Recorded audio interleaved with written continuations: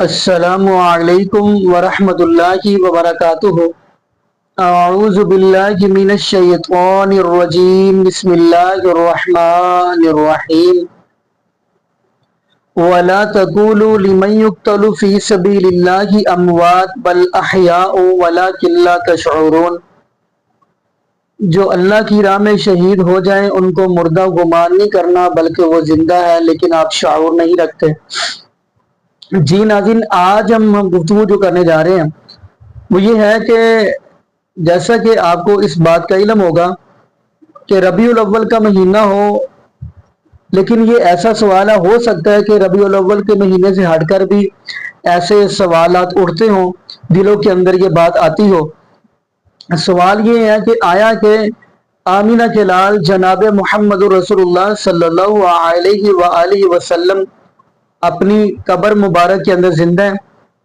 آیا کہ تمام انبیاء اپنی قبروں میں زندہ ہیں؟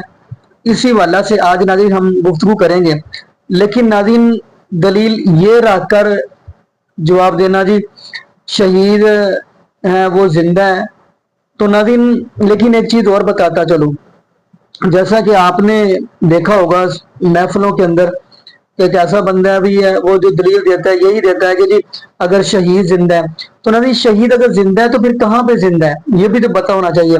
اور اگلا سوال یہ بھی اٹھتا ہے اگر شہید زندہ ہے، شہید کی بات کر رہا ہوں میں، انبیاء کی بات نہیں یہاں پہ کر رہا، شہید اگر زندہ ہے تو آیا کہ شہید کی بیوی جو ہے وہ دوسرا نکاح یعنی دوسری شادی کروا سکتی ہے؟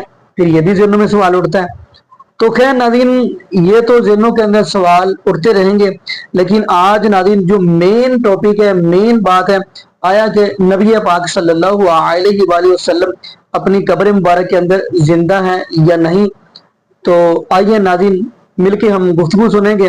تو ناظرین ان گفتگو کے اندر آپ کو جو گفتگو سنوانے جا رہے ہیں ان کے اندر مفتی فیاض سعید صاحب اور مفتی اکمل قادری حفظہ اللہ تعالی صاحب اور مرزا علی دین حفظہ اللہ تعالی اور ڈاکٹر اسرار صاحب، اور جیسا کہ قاری توصیف الرحمن راشدی صاحب حفظہ اللہ تعالی، اور اس کے ساتھ ہی ڈاکٹر طاہر القادری حفظہ اللہ تعالی، اور دیوبند کے بہت بڑے جو مناظر ہیں الیاس کمن صاحب حفظہ اللہ تعالی، ان کی گفتگو سنوانے جا رہا ہوں۔ اور ناظرین آپ نے یعنی بتانا ہے کمنٹس کے اندر کہ آیا کہ کس کے زیادہ قوی مضبوط یعنی دلیلیں تھی، کس کے زیادہ قوی جو ہے جس نے قوی دلیلیں اور جوابات دیے ہیں۔ تو آئیے ناظرین مل کے ہم ویڈیو کا آغاز کرتے ہیں۔ تو آئیے ناظرین مل کے گفتگو سنتے ہیں۔ کیا نبی کریم صلی اللہ علیہ وسلم اپنی قبر مبارک میں زندہ ہیں؟ پیارے نبی صلی اللہ علیہ وسلم دنیا سے فوت ہو کے اللہ کی جنت میں منتقل ہو چکے ہیں۔ آپ کی قبر مبارک جنت کا باغ ہے۔ آپ اپنی قبر مبارک میں آخرت کی زندگی کے ساتھ زندہ ہیں، برزخ کی زندگی کے ساتھ، دنیا کی زندگی نہیں۔ ہمیں آپ کی زندگی کا شعور نہیں، آپ کو ہماری زندگی کا شعور نہیں۔ آپ کی قبر مبارک جنت کا باغ ہے، آپ اللہ کی جنت میں ہیں۔ یہ غلط عقیدہ ہے کہ وہاں کوئی قبر پہ جائے سلام کرے تو آپ جواب بھی دیتے ہیں، کسی پیر صاحب کے لیے ہاتھ ملانے کے لیے ہاتھ بھی باہر نکالتے ہیں۔ یہ سب اپنے پیروں فقیروں کے لیے گھڑی ہوئی قصے کہانیاں لوگوں نے بنا لیے ہیں، اس کی کوئی حقیقت نہیں۔ آپ اپنی قبر میں زندہ ہیں آخرت کی زندگی کے ساتھ۔ آپ جو ہے سفر کر کے ہجرت کر کے جو ہے گئے۔ اسی طرح جو ہے ابوبکر صدیق کی ایک اور فضیلت جو ملتی ہے وہ یہ ہے کہ نبی اکرم صلی اللہ علیہ وسلم کی جب وفات ہوئی، اس وفات کے بعد جب صحابہ ہل گئے، صحابہ پریشان ہو گئے، اور جس کو کہیں گے ایک طرح سے صحابہ آؤٹ آف مائنڈ ہو گئے، اپنے دماغ سے ہٹ کر باتیں کرنے لگے، حتیٰ کہ عمر جیسا شخص یہ کہنے لگا کہ جس نے یہ کہا کہ اللہ کے رسول کی موت ہو گئی ہے میں اس کا گردن مار دوں گا، اور تلوار لے کے نکل گئے۔ جب عمر کی حالت ہوگی دوسرے صحابہ، یہ محبت کی وجہ سے وہ سمجھ نہیں پا رہے تھے کہ کیا ہوا ہمارے نبی کو۔ جب وفات ہو گئی ابوبکر صدیق نے اس ماحول کو سنبھالا، اور ابوبکر صدیق نے ایک تاریخی خطبہ تب دیا، ورنہ ہو سکتا اگر تب آپ نہ سنبھالتے تو لوگ کہاں سے کہاں چلے جاتے۔ نرم دل تو آپ تھے، لیکن عقیدہ اسلام جہاد کے لیے معاملہ آتا تو تب نرمی نہیں تھی۔ عمر کہہ رہے ہیں کہ آپ سب اٹھیں گے، حضرت عمر کا قول ہے میں تو یہ کہنے لگا کہ اللہ کے رسول سوئے ہیں ابھی اٹھیں گے، اور جو لوگ کہہ رہے ہیں نا انتقال ہو گیا مر گئے، وہ اٹھ کر جواب دیں گے سب کو کہ میں ابھی انتقال نہیں کر گیا ہوں، مجھے موت نہیں آئی ہے۔ یہ عمر بن خطاب کا قول. اور میں تلوار لے کر نکل گیا مدینے کی گلیوں کے اندر. ابوبکر آئے کھڑے ہوئے, میں ابوبکر کے سامنے کھڑا ہوا اور ابوبکر صدیق رضی اللہ عنہ نے آ کر چہرے مبارک سے آپ سے ان کی کپڑا ہٹایا, آپ صلی اللہ علیہ وسلم کے چہرے مبارک بوسہ دیا اور کہا اللہ کے رسول آپ کو اب دوسری موت نہیں آئیں گی, موت ایک ہی بار آتی ہے. جو لوگ کہتے ہیں نا نبی کے لیے موت کا لفظ غلط ہے, ابوبکر صدیق کے الفاظ سنیے. اگر ابوبکر صدیق کہہ سکتا ہے یہ بات تو یقیناً یہ صحابہ کا عقیدہ تھا. اس کا مطلب کہ انبیاء کو موت آتی ہے. وہ پردہ کر کے نہیں جاتے, صرف ہم انتقال کر کے بولنا, موت نہیں بولنا.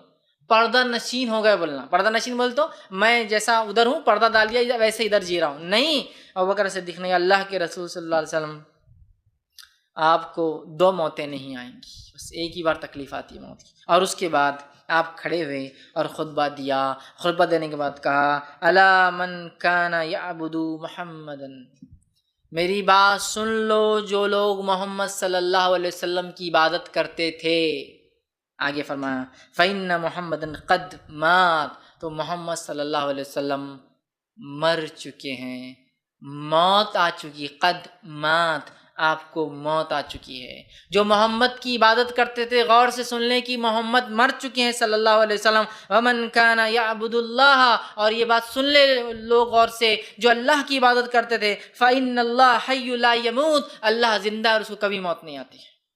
یہ ابوبکر صدیق کا تاریخی خطبہ سارے بدعتیوں کے منہ پر بڑے چپل اور جوتے ہیں جو کہہ رہے ہیں کہ نبی کو موت نہیں آتی. ابوبکر صدیق کہہ رہے ہیں من کان یعبد محمدً فإن محمدًا قد مات, جو محمد کی عبادت کرتے تھے سن لے محمد مر چکے ہیں. من کان یعبد اللہ فإن اللہ حی لا یموت, اور جو اللہ کی عبادت کرتے وہ سن لے اللہ زندہ اور اس کو موت نہیں آتی. اور اس کے بعد آپ نے کہا اور پڑھا انک میت وانہم میتون, اے نبی تمہیں بھی موت آئیں گی اور انہیں بھی موت آئیں گی. انک میت وانہم میتون, اے نبی تمہیں بھی موت آئیں گی اور ان کافروں کو بھی موت آئیں گی. قرآن کی آیت ہے ٹھیک. اسی طرح جو ہے یہ سورہ زمر سورہ نمبر 39 آیت نمبر 30 تھی. دوسری آیت پھر آپ نے خطبے کے اندر ہی پڑھی اور کہا وما محمد الا رسول قد خلت من قبلہ الرسول, محمد ایک اللہ کے رسول تھے, ان سے پہلے کئی رسول آئے اور گئے. فإن مات, اگر وہ مر جائے, او قتل انقلبتم علی اعقابکم, اور اگر مر جائے یا شہید کر دیا جائے تو کیا تم اپنے ایڑیوں کے بل لوٹ جاؤ گے, پھر جاؤ گے. او قتل انقلبتم علی اعقابکم, تو کیا اپنے ایڑیوں کے بل پھر جاؤ گے. ومن ينقلب على عقبيه فلن يضر الله شيئا, جو پلٹ کر جائیں گا وہ اللہ کا کوئی نقصان نہیں پہنچا سکتا, یا دین اسلام میں کچھ کر سکتا. وسيجزي الله الشاكرين, اور اللہ تعالیٰ جو ہے وہ تعریف کیا گیا ہے, اس کو ضرورت نہیں ہے تمام چیزوں.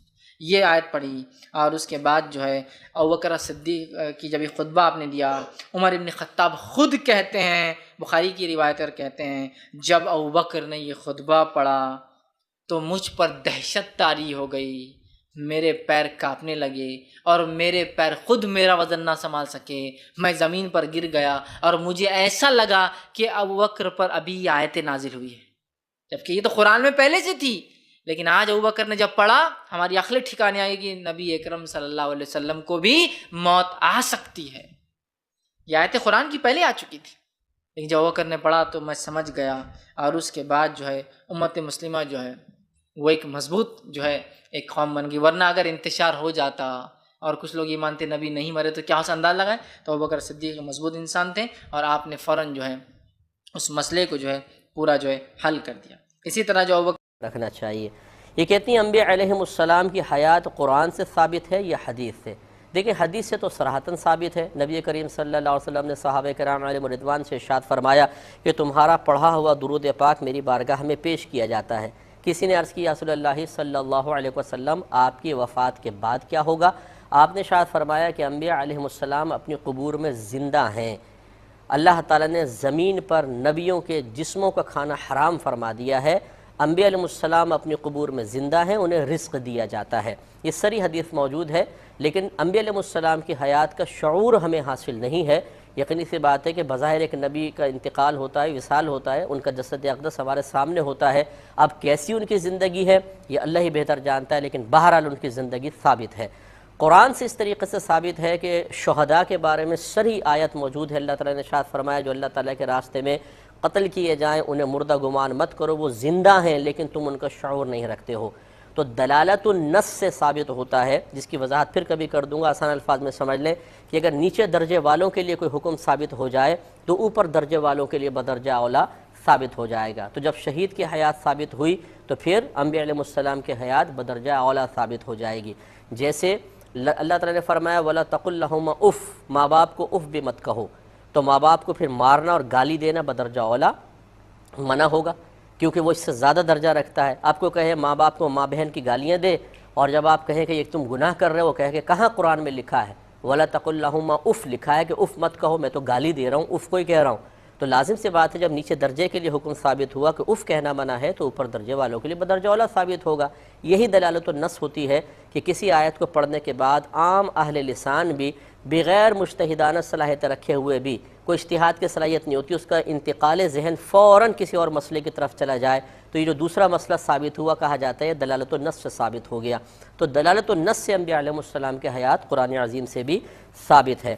بہن نے فرمایا قولوا لمن یقتل فی سبیل اللہ اموات، ہرگز مت کہنا ان کو کہ جو قتل ہو جائیں اللہ کی راہ میں کہ وہ مردہ ہے، بل احیاء ولکن لا تشعرون، نہیں وہ زندہ ہیں لیکن تمہیں اس کا شعور نہیں ہے۔ ان الفاظ سے ایک بہت پیچیدہ مسئلہ حل ہوتا ہے۔ ہمارے ہاں اہل حدیث حضرات کا اور سنیوں کا بھی جھگڑا ایک ہے، اور سنیوں میں سے حنفی، دیوبندی بھی، بریلوی بھی، ان میں بھی جھگڑا ہے، اور دیوبندیوں میں بھی جھگڑا ہے۔ حیات النبی کا مسئلہ، حضور اپنی قبر میں زندہ ہیں تو کیا جیسے اس دنیا میں تھے ایسے ہی زندہ ہیں؟ یہ موقف ہے ہمارے بریلوی علماء کا بھی اور دیوبند کے بھی بعض علماء کا، لیکن اہل حدیث اور دیوبند جماعت کے بھی کچھ لوگوں کی رائے یہ کہ نہیں، وہ برزخی زندگی ہے اور اللہ ہی جانتا ہے کہ وہ کیسی زندگی ہے۔ حالانکہ مسئلے کا حل کیا ہے؟ دیکھیے جو درجات ہیں انسانوں کے اہل ایمان کے، وہ 4 درجے ہیں۔ منعم علیہم لوگ کون ہیں؟ جن کو ہم کہتے ہیں سورہ فاتحہ میں اے اللہ ہمیں سیدھے راہ کی ہدایت فرما، راستہ ان کا جن پر تو نے انعام فرمایا، اہدنا الصراط المستقیم صراط الذین انعمت علیہم۔ اچھا یہ کون ہے انعمت علیہم؟ یہ سورہ نساء میں آیا، ومن یطع اللہ والرسول فاولئک مع الذین انعم اللہ علیہم من النبیین والصدیقین والشہداء والصالحین۔ جو اللہ اور اس کے رسول کی اطاعت پر کاربند ہو جائیں ان کو معیت حاصل ہوتی ہے انبیاء کی، صدیقین کی، شہداء کی اور عام صالح اہل ایمان کی۔ یہ 4 طبقے ہیں منعم علیہم۔ سب سے اوپر نبی، ویسے نبیوں سے بھی اوپر رسول، پھر یہ کہ نیچے صدیق، پھر نیچے شہید، پھر نیچے عام اہل ایمان جو نیک ہیں، صالح۔ اب ان میں یہ تیسرا درجہ ہے شہید کا، جس کے بارے میں قرآن کہہ رہا ہے وہ زندہ ہیں لیکن تم ان کی زندگی کا شعور حاصل نہیں کر سکتے، تم نہیں جان سکتے کیسے زندہ ہے، بس ہم کہہ رہے ہیں کہ وہ زندہ ہے، مانو کہ وہ زندہ ہے۔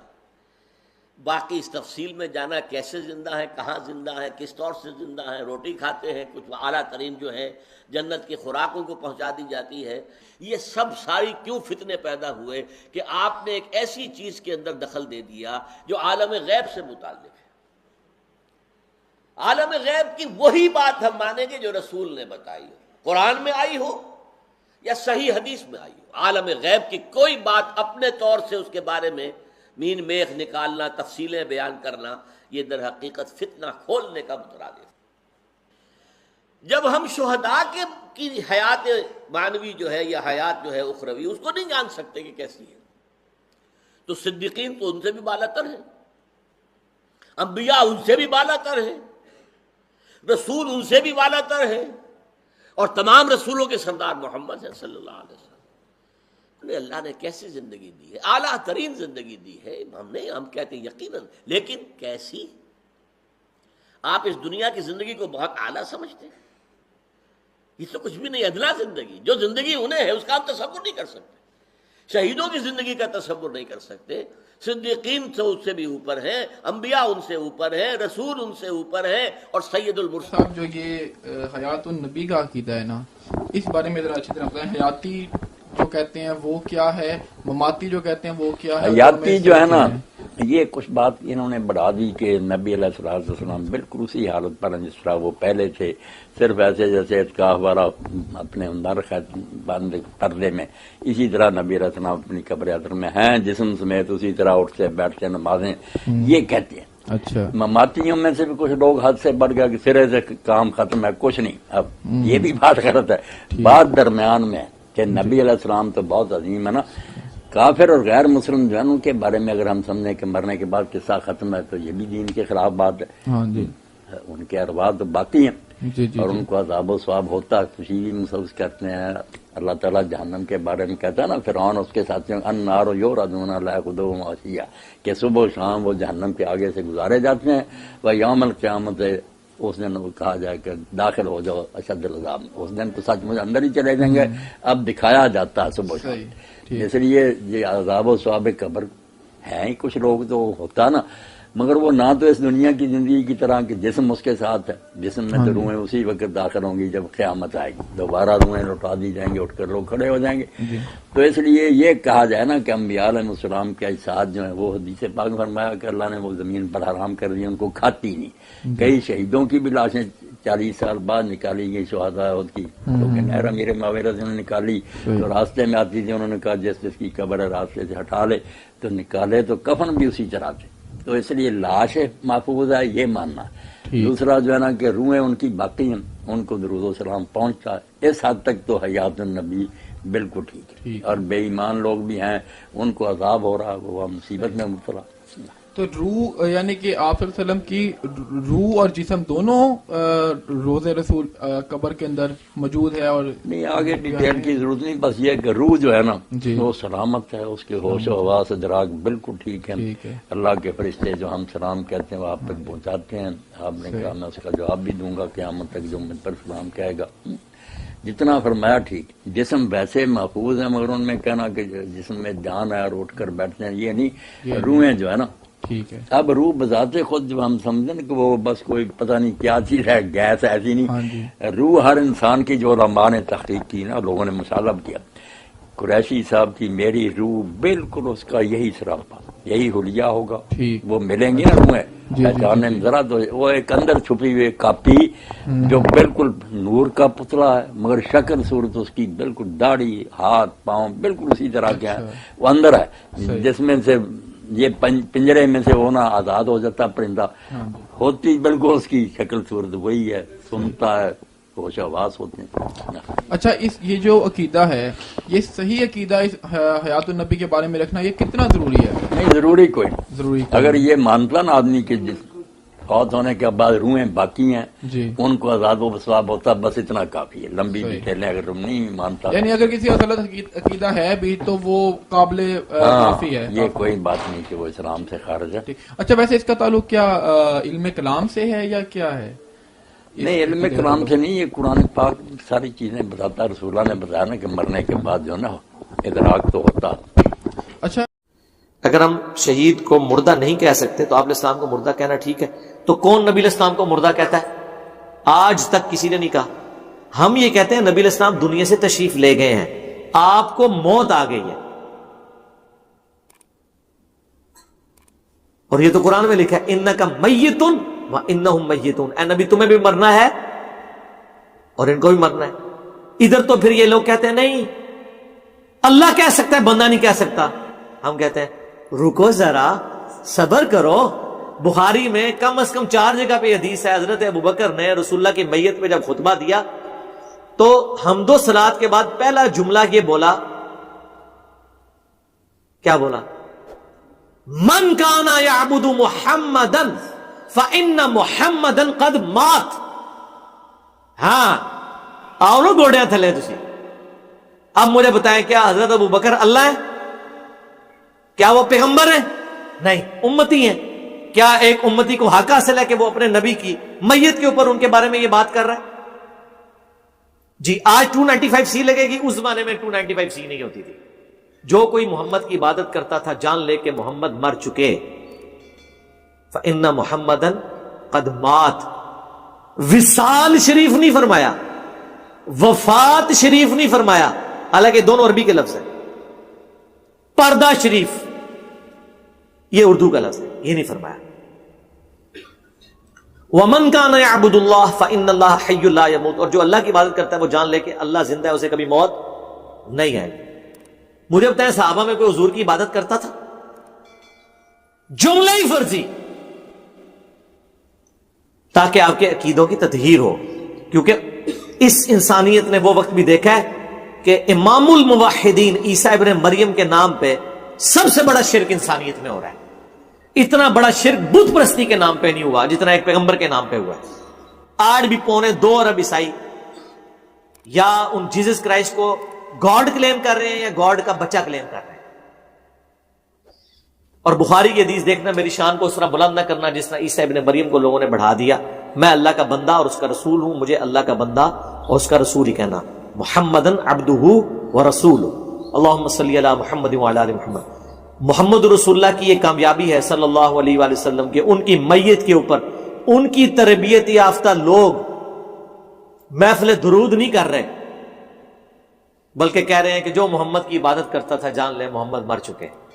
کوئی آندھا دوسرا عیسیٰ ابن مریم نہ بنا لے محمد رسول اللہ کو. اور پھر اس بات پہ اکتفا نہیں کیا، پھر اس کی دلیل میں قرآن کی آیت پڑھی، وما محمد الا رسول قد خلت من قبلہ الرسل افئن مات، یہ بھی قرآن کے الفاظ، او قتل، محمد تو نہیں مگر ایک رسول، اگر یہ مر جائیں یا قتل کر دیے جائیں تو کیا اپنے دین سے تم الٹے قدم پھر جاؤ گے؟ یہ غزوہ احد کے موقع پہ آیات نازل ہوئی تھی. المستدرک للحاکم میں آتا ہے جب نبی علیہ السلام کی شہادت کی خبر مشہور ہو گئی تھی. پھر سورہ الزمر کی آیت نمبر 30 پڑھی، یہ سورہ ال عمران کی آیت نمبر 144 تھی. سورہ الزمر کی آیت نمبر 30، انک میت وانہم میتون، اے نبی تمہیں بھی مرنا ہے، تمہارے مخالفین کو بھی مرنا ہے.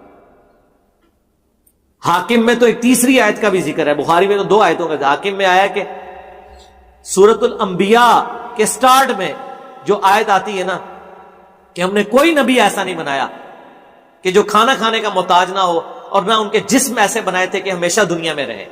یہ آیت بھی پڑھی.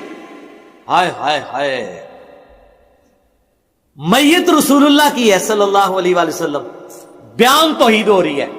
یہاں بابوں کی میتوں کے اوپر بابوں کے نغمے گائے جا رہے ہوتے ہیں، اور رسول اللہ کی میت پہ محفل نعت نہیں ہو رہی، توحید بیان ہو رہی ہے.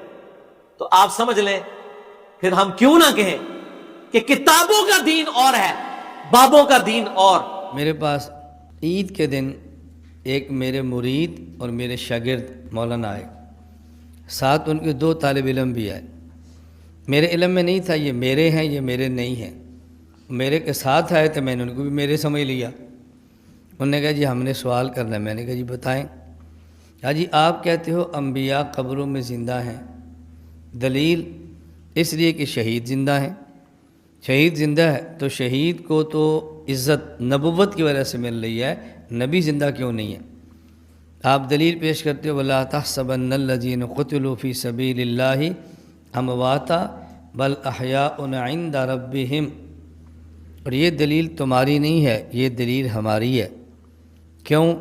اس لیے کہ ہم بھی کہتے ہیں نبی زندہ ہیں لیکن علیین میں، تم کہتے ہو زندہ ہیں اپنی قبروں میں. قرآن احیاء عند ربہم کہتا ہے، احیاء فی قبورہم نہیں کہتا. یہ جو تم کہتے ہو نا زندہ، یہ بزرگوں کی باتیں ہیں قبروں میں. جو ہم کہتے ہیں نا زندہ، یہ قرآن کی باتیں ہیں، احیاء عند ربہم. یہ تمہاری دلیل نہیں، ہماری دلیل ہے. میں نے کہا یہ بتاؤ اللہ کہاں پر ہے؟ جہاں اللہ ہوگا وہیں شہید زندہ ہوگا نا. عند ربہم، بتاؤ اللہ کہاں پر ہے؟ اگر آپ کہتے ہیں عرش پر تو اس کا معنی علیین میں زندہ نہیں، عرش پر زندہ ہے. تو تمہاری دلیل کیسے بنی؟ اب اگر آپ کہتے ہیں اللہ ہر جگہ پر ہے تو تم تو بیتیوں سے گندے نکلے. وہ کہتے ہیں نبی ہر جگہ پر، تم کہتے ہو شہید بھی ہر جگہ پر. تمہاری دلیل کیسے ہے؟ تو جی آپ بتائیں. میں نے کہا دورہ تفسیر ہمارے پاس نہیں کیا اور آپ نے کیا ہے، ان سے پوچھو. جن نے پٹی بڑھائی نا ان سے پوچھو. تمہارا ذہن بنایا تھا کہ علامہ صاحب نے ایسی دلیل دی ہے جبریل بھی اتر آئے تو نہیں ٹوٹ سکتی. تمہارا ذہن یہ بنایا تھا. ہمارے دلائل بہت قطعی ہوتے ہیں. میں نے کہا اب جواب دو نا. تو جی آپ دیں. میں نے کہا میں دوں گا. عند ربہم قرآنی اصطلاح ہے. حقیقی اختیار ہر چیز پر اللہ کے، ظاہری اختیار کبھی اللہ اپنے پاس رکھتے ہیں، کبھی بندے کو دیتے ہیں۔ جہاں حقیقی اختیار اپنے پاس ہو، ظاہری بندے کو دے، وہ عند اللہ نہیں ہوتا، عند لبد ہوتا ہے۔ اور جب حقیقی اختیار اپنے پاس ہو، ظاہری بھی اپنے پاس رکھیں، وہاں عند ربہم ہوتا ہے۔ احیاء عند ربہم کا معنی یہ ہے کہ دنیا کی حیات ایسی ہے کہ جو حقیقت و اختیار اللہ کا ہے، ظاہری اختیار بندے کا بھی ہے، کھانا پڑتا ہے، سونا پڑتا ہے، دوائی لینی پڑتی ہے، تب زندہ رہتا ہے۔ گاڑی پر بیٹھا ہو تو اس کو جاگ کے چلانی پڑتی ہے، تب زندہ رہتا ہے۔